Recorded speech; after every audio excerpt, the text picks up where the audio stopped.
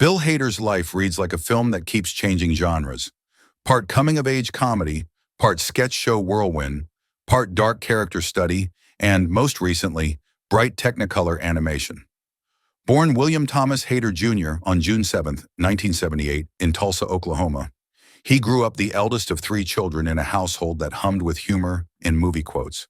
His mother, Sherry, taught dance and encouraged imagination. His father, Bill Sr., juggled truck driving, restaurant management, and occasional stand-up routines that taught young Bill the rhythm of jokes.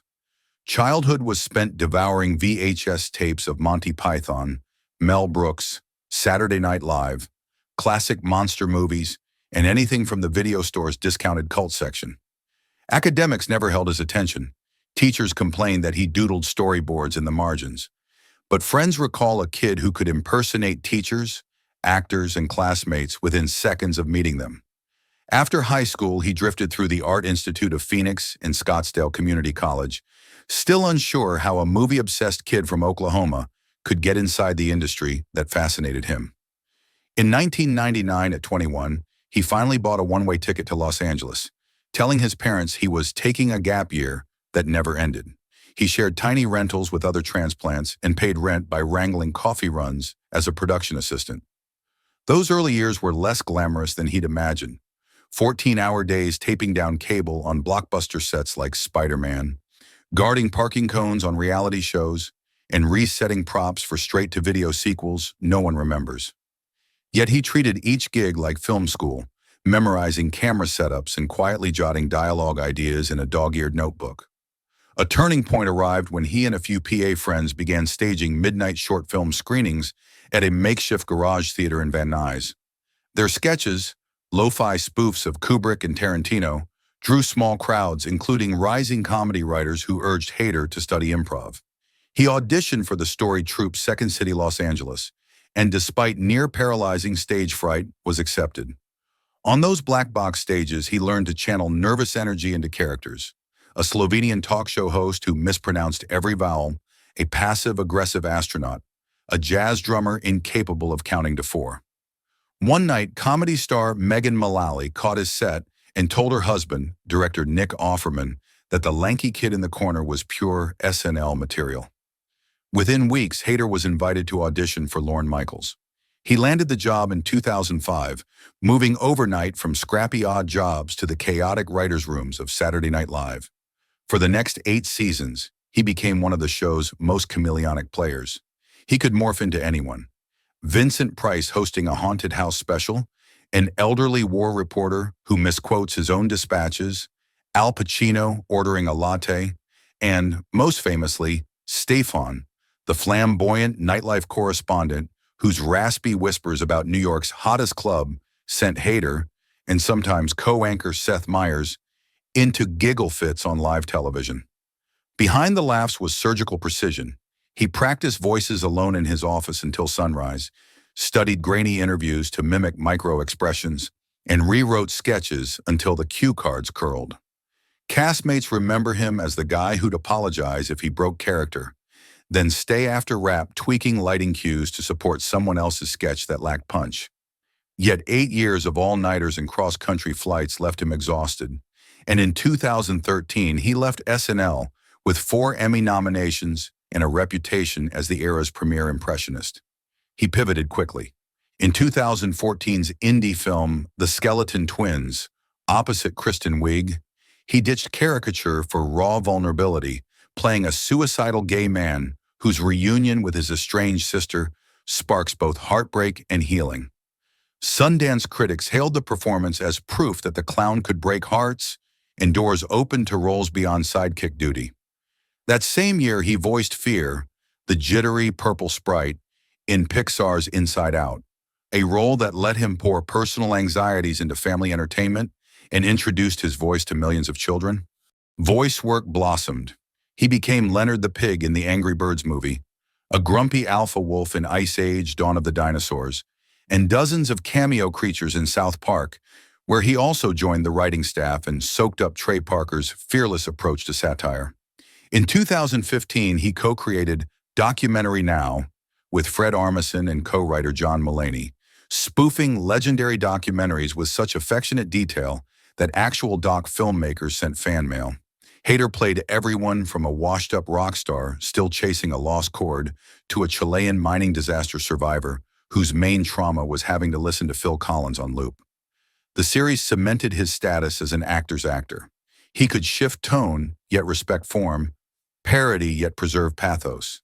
Ambition kept rising. While hosting writing workshops at HBO, he sketched a concept about a lonely Midwestern hitman who stumbles into an acting class and realizes killing is easier than emoting. The network greenlit Barry, and Hader threw himself into quadruple duty: star, writer, director, executive producer. Shooting gunfights by day and editing comedic beats by night, he sculpted a show that blurred brutality with tenderness. Across 4 seasons, 2018 to 2023, Barry Berkman wrestled trauma, addiction, and identity, and audiences wrestled with whether to root for him. Hader mined his own panic attacks for Barry's dissociative episodes, earning 2 consecutive Emmys for lead actor in a comedy and a Directors Guild nod for his meticulously staged one-take highway chase. Critics compared the series finale to vintage Scorsese in its moral ambiguity, but fans clung to tiny details. Hader's eyes wet with regret as he whispers and improvised, "I'm sorry, no microphone was meant to catch." Privately, life hit turbulence. A long marriage ended amicably in 2018, leading to shared custody of his 3 daughters, who remain his touchstone. In 2024, Southern California wildfires leveled his house, reducing childhood memorabilia and SNL mementos to ashes. He quipped on late-night TV that the only thing unscathed was a charred Stefon wig, still smelling of club fog. Yet the trauma ran deep. In interviews, he admitted sleepless nights and survivor's guilt. Comedian and partner Ali Wong stepped in, helping him replace family photos and kids' artwork. Hader says rebuilding taught him impermanence. Sets collapse, awards tarnish, homes burn, but stories endure. That belief guided his latest leap, voicing the title prankster in Warner Brothers. Animated The Cat in the Hat, slated for release in early 2026. Dr. Seuss's widow once declared, "No live action, Cat should ever return after the 2003 adaptation." Animation was the only way to capture the elastic mayhem of Seuss's pages. Hader won the role after 3 rounds of vocal tests, improvising tongue twisters, flipping from Velvet Lullaby to Carnival Barker, even ad-libbing Shakespeare in Seussian rhyme. Producers credited his childlike zeal. He arrived at table reads wearing bright red sneakers for cat energy and pitched a sequence where the cat changes animation styles with each rhyme scheme. The first trailer, released summer 2025, showcases that bravado. Hader's cat arrives by pink-striped umbrella parachute, pepper sprays a purse-snatching fox, then whips out a dusty flip phone to record the chaos for viral street cred. Viewers notice the warmth beneath the mischief. A quality director, Erica Rivanoja, attributes to Hader drawing on fatherhood. He wants kids to feel safe in silliness. While promoting the trailer at CinemaCon, Hader revealed he kept a worn copy of Seuss's book in his back pocket throughout Barry shoots for perspective. A reminder, he said, that all stories begin with playfulness, even the dark ones. He also teased cameo voices from Quinta Brunson as sardonic fish, Bowen Yang as the swaggering thing one, and Jamie Lee Curtis as an exasperated neighbor whose yard gnomes form a chorus line. Analysts already predict the film could spark a Seussiverse, with Hader voicing crossbook cameos or producing a darker Grinch spin-off that explores holiday skepticism. As he approaches 50, Hader's calendar brims with contrasts, developing a mini-series about the Jonestown tragedy, guest directing an episode of HBO's The Last of Us, mentoring Tulsa high school filmmakers through a scholarship fund he quietly started after his wildfire losses, and workshopping jokes at small LA clubs under fake names to keep the nerves sharp. He says stand-up still terrifies him more than filming stunts, because on stage, the audience is a polygraph that never blinks. Industry peers describe him as a gentle perfectionist. He will spend 5 hours tuning a single line reading, but hug a grip who nails a tricky dolly move. He quotes Kurosawa to camera operators and scat sings old Looney Tunes cues to animators. His daughters claim he embarrasses them by slipping into a Gollum voice at the grocery store. Friends recall that during a sound mix session, he paused a gunfire sequence to ask whether a war veteran on the crew was comfortable with the volume. Small moments that reveal a performer alert to the human cost of storytelling. Awards line his rebuilt office. Emmys, Peabodys, Writers Guild statues, as well as a hand-painted card from his youngest that reads, "Dad, best voice of a cartoon cat." He considers that one priceless. Looking back, he credits every stage of his career: PA breakdowns, SNL, cue card flubs, Barry panic spirals, for teaching resilience. He keeps a post-it on his monitor. Stay curious, stay kind, stay weird. That triad fuels his next projects: a surrealist short about a ventriloquist dummy running for mayor, an Audible original in which he narrates a choose-your-own misadventure noir, and the sixth season of Documentary Now, including a send-up of nature docs shot entirely in his backyard with raccoon puppets.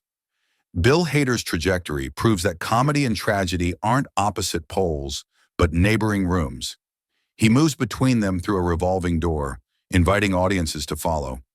Whether flinging cupcakes as Stefon, whispering homicidal confessions as Barry, or rhyming chaos as the Cat in the Hat, he reminds us that storytelling is permission to imagine differently, then laugh, gasp, and empathize along the way.